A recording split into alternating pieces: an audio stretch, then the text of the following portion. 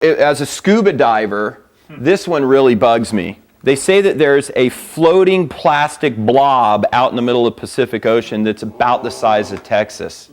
Now, this isn't one of those new agey conspiracy things. They have freaking photos of it. Yep. Freaking. I'm saying it's as close as I'm going to get today. All right. Close enough. She's my accountability partner on this. I'm like trying to not swear, and I'm trying to move away from fake swear words. So I got a long way to go. Pray for me. All right. So this is out there, and the problem is, look, here's the deal with plastic, you guys. Plastic in and of itself is inert, but the problem is all plastics decay. Yeah. We've experienced it. You know, your underwear loses its stretch, right? I mean, the plastic bags that you brought your groceries home in, you keep them in your closet for something, and two weeks later you put it in, it's all brittle and it falls apart. All plastics do that, right? It's why the handle in your car breaks, you know? It's the plastic always breaks down.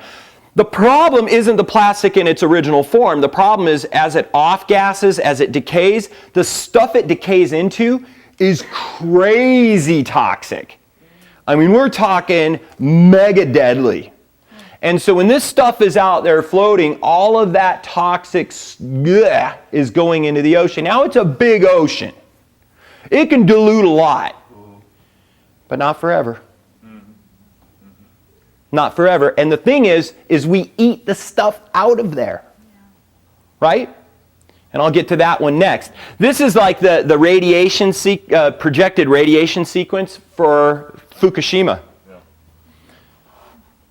You know, the strontium-90 and stuff like that that's pouring out into the ocean. And, you know, I mean, some of the images that you look at on the internet are not factual. It's totally made up. So I'm not trying to be like, you know, but I'm saying how many more Fukushimas can we tolerate? You know, how many more? And what are going to be those long-term effects of that sea life gaining that and then us eating the sea life, right? And to give you an idea on biological load, you know, how much is too much, and this whole concept of moderation, NovaRing is a birth control device for women. NovaRing's effective dose to prevent 99.997% of pregnancies is 0.0029 parts per billion. That's a thimbleful of blue dye in 20 swimming pools. So when you start going, well, you know, all things in moderation, how do you even know what a moderate amount is? And here's the thing, right? This one is on a recall notice because it damages women, pulmonary hypertension. But you didn't get pregnant. Which I guess is good. Bio-magnification is a big one. So we get this on like the Fukushima stuff, right? The phytoplankton, zooplanktons eat that, then the little shrimpies eat that stuff, and then the little bigger fish, the sardines eat that, then your mackerels eat them, and then the tunas eat them, right? And so what happens is by the time it gets to the tuna is really ingested tons and tons and tons, the equivalent of tons and tons and tons of this zooplankton, phytoplankton, right? And that's what we call biological accumulation or bio-magnification. And we're the ultimate alpha predators. You know, we pay extra money for that bluefin tuna that's been absorbing these toxins for, you know, some of them are estimated to be 100 years old for these great big bluefins, right? Trans fats, look, I mean, here's the thing. We also understand that bioaccumulation, bioload also gets magnified because some of these things take forever to break down. So like strontium-90, you know, the things we see where people that were exposed to radiation in Chernobyl, we'll see it, you know, in a few years from the people that are exposed at Fukushima, and in the surrounding areas, we definitely see it in the people that survived Nagasaki and Hiroshima, and that were involved in the test studies out in the desert here in the States, which is why we stopped doing all that underground nuclear testing back in the 60s, was because strontium-90 has a bioaccumulative effect. It builds up in your bones and things like that. And it's got a half-life of like 15,000 years. So it takes 15,000 years for that gram to decay down just to half a gram, and it'll take another 15,000 years for that half a gram to go to a quarter gram. You see what I'm saying? So it's the half-life is a big thing to consider. Well, trans fats have a 52-day half-life. So you give your kid the Dunkin' Donut that has 4 grams of trans fats in it. A month from now, let's make it a little closer. 2 months from now, how much trans fat just from that one Dunkin' Donut is still in their system? About 2 grams.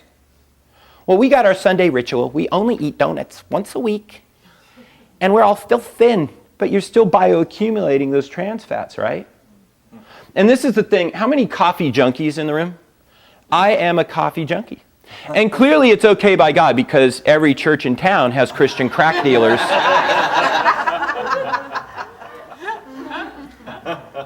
They give it free. All demonic possession from this cup of coffee has been exuded because you bought it at church. But the caffeine has a 6-hour half-life on average. But here's the dilemma.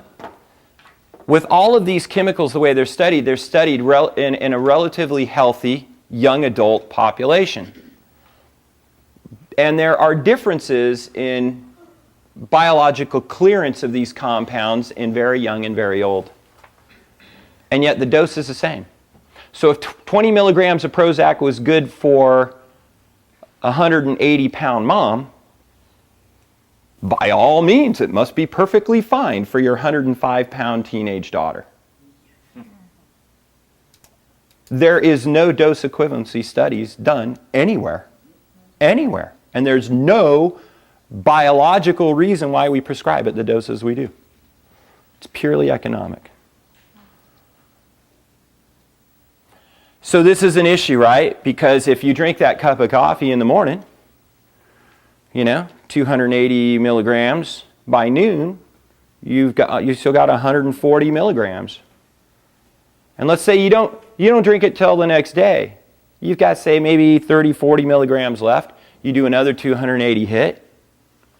And now you just do the math, compounding interest. I wish my bank account would work like this.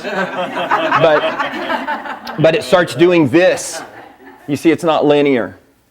And so this is where people start noticing it. They start getting the tension problems, the jitter problems, the highs and lows, the crashes. I could do a whole talk just on how caffeine works for you. On some ways, it's a benefit. There are some benefits to drinking coffee.